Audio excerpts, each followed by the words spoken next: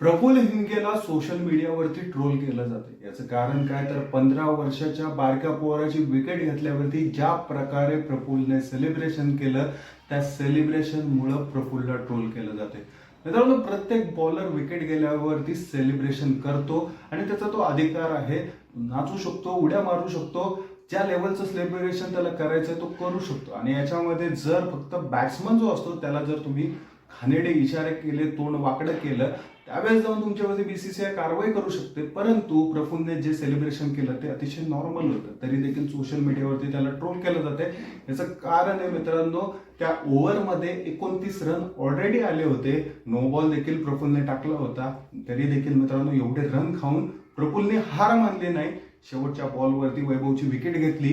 वैभव 97 वरती होता. पूर्ण देशाचे श्वास अडकले होते की बाबा रे, कसंही करून या पोराची सेंचुरी होऊन दे, ही प्रत्येकाला वाटत होतं. वैभव सूर्यवंशी हा छोटा गेल आहे. ज्या लेवलचं तो क्रिकेट खेळतो आजकाल, अविस्मरणीय खेळाडू आहे तो. ज्या लेवलचं त्याच्यामध्ये टॅलेंट आहे, त्याचं टॅलेंट, त्याची स्ट्रेंथ, त्याचं परफॉर्मन्स, मित्रांनो सर्वात महत्वाची बाब म्हणजे ज्या लेवलला तो हिटिंग करतो ती हिटिंग असेल. आणि जो त्याचा बॅट स्विंग आहे, युवराज सिंगने देखील याचं कौतुक केलेलं आहे की त्याचा जो बॅट स्पीड आहे, त्या बॅट स्पीडच्या जोरावरती तो एवढ्या सुंदररित्या शॉट्स खेळू शकतो, एवढ्या बॉलरला घाम तुडवू शकतो. मित्रांनो, कमिन्सने काल सलग 3 सिक्स खाल्ले. कालच्या या मॅच मध्ये ज्या लेवलची पारी वैभवने खेळली, त्या वैभवच्या जोरावरती ही राजस्थानची टीम ते 240चं टार्गेट पार करू शकली.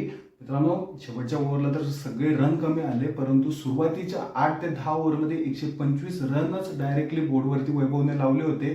प्रत्येक बॉलर मार खात होता. स्पिनर असो, मित्रांनो फास्टर बॉलर असो, प्रत्येक बॉलर मार खात होता. आणि यामध्ये प्रफुल्ल हिंगे आला. प्रफुल्लने देखील पहिल्या 5 बॉलवरती चुका केल्या, परंतु त्याला ती विकेट भेटली 97 रनावरती. आणि सेलिब्रेशन मित्रांनो प्रत्येक बॉलर करू शकतो, हे त्याचा हक्क आहे.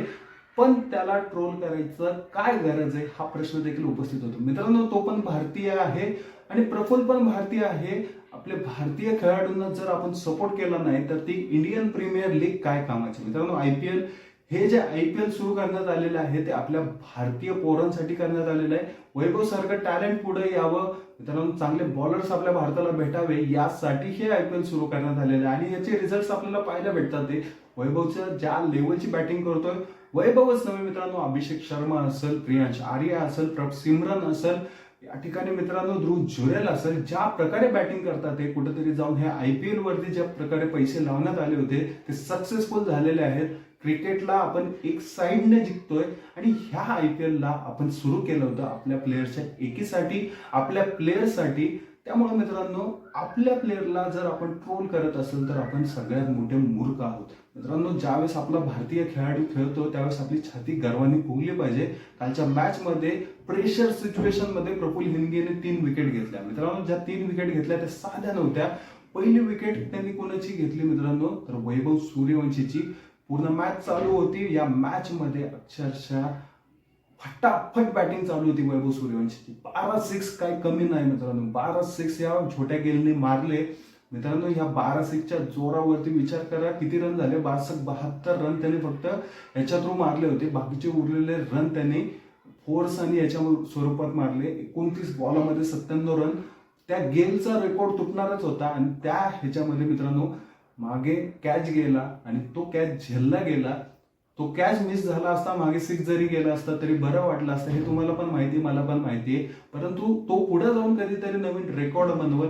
वैभव पण आपलाच आहे, प्रफुल्ल पण आपलाच आहे. प्रफुल्लने 3 विकेट कालच्या मॅच मध्ये घेतले. त्याला ट्रोल करायची गरज नाही. प्रत्येक बॉलरचा अधिकार असतो, तो सेलिब्रेट करू शकतो.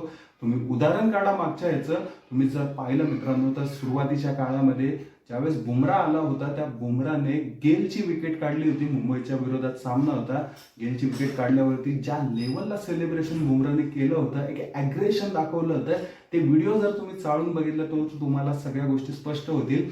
आणि हे अग्रेशन मित्रांनो असणं गरजेचंच आहे. या अग्रेशनच्या जोरावरती विराट कोहली चांगल्या सेंचुरीज मारतो. या अग्रेशनमुळे तो मॅच जिंकवतो. आणि हे अग्रेशन वैभव मध्ये पण आहे, हे अग्रेशन प्रफुल्ल मध्ये पण आहे. मित्रांनो, वैभवने ज्या वेळेस मागच्या मॅच मध्ये त्याला पहिल्या बॉलवरती प्रफुल्लने आउट केलं होतं, पहिल्या मॅच मध्ये तो आउट झाला होता हैदराबादच्या विरोधात, परंतु दुसऱ्या मॅच मध्ये सलग 4 सिक्स ह्या प्रफुल्लला मारले. मित्रांनो हेच असतं कॉम्पिटिशन आणि त्याच ह्याच्यामध्ये दोघांची खटकलं होतं. परत तुम्ही पुढच्या मॅचला ह्या बघितलं मित्रांनो या एलिमिनेटरच्या, तर यामध्ये विन विन सिच्युएशन ही दोघांची पण आहे. पहिल्या पॉज बॉलमध्ये मित्रांनो ज्या प्रकारे वैभवने बॅटिंग केली, 29 रन त्या ओव्हरमध्ये मारले, तर तुम्ही विचार करा वैभव पण त्या ओव्हरमध्ये जिंकला आणि शेवटला विकेट घेऊन प्रफुल्ल पण त्या ओव्हरमध्ये जिंकला. म्हणूनच मित्रांनो आपले इंडियन प्लेयर्स जिंकतात ते दोन्हीकडनं, त्यामुळे कुणालाही ट्रोल करणं हे अतिशय विचित्र बाब आहे. आपण फक्त टॅलेंटला प्रोत्साहन दिलं पाहिजे, आपण मॅच बघितली पाहिजे. सोशल मीडिया हँडल्सवरती जाऊन घाण कमेंट करणं, शिव्या घालणं, गिफ्ट्स पाठवणं, अतिशय खालच्या लेवलला जाऊन बोलणं हे उचित नाही मित्रांनो. नक्कीच मित्रांनो मला का बोलतोय मी या सगळ्या गोष्टी, कारण हे भारतीय प्लेयर्स आहेत, हे आपले प्लेयर्स आहेत. ह्यांच्यावरती दडपण आलं, हे प्रेशराईज झाले, तर त्यांना मित्रांनो ते परफॉर्मन्स त्यांचा निघणार नाही. ते सगळ्या गोष्टी लाईन आणि लेन सगळं पण जे पण आहे त्यांचं जे पण स्पिरिट आहे क्रिकेटचं ते जर विसरून गेले तर त्यांच्यावरती दडपण होऊ शकतं. ते इग्नोर करतात या गोष्टी, परंतु एखादा खेळाडू जो चांगला उदयास येतोय जर त्याला ट्रोल करण्यात आलं तर या गोष्टी होऊ शकतात. मित्रांनो खूप सारे क्रिकेटर्स आहेत देखील की ज्यांचा परफॉर्मन्स चांगला नाहीये, परंतु ते ऑलरेडी स्टार पण आहेत. ऋषभ पंतचं उदाहरण घ्या मित्रांनो, 27-28 कोटी रुपये LSG ने खर्च केला तरी देखील ते रिझल्ट भेटले नाहीत. परंतु तरी देखील मित्रांनो ऋषभ पंतची क्वालिटी काय आहे ती आपण गाबाच्या मॅच वरूनच कळली पाहिजे आपल्याला. गाबाच्या त्या स्टेडियमवरती ऋषभ पंत एकमेव असा खेळाडू होता ज्याच्यामुळे आपण ती मॅच जिंकलो. गाबावरती मॅच जिंकवणारा हा ऋषभ आहे. त्यामुळं एखाद्या मॅचच्या परफॉर्मन्समुळे एखाद्याच्या याच्यामुळे आपण त्याला ट्रोल करणं उचित नाहीये.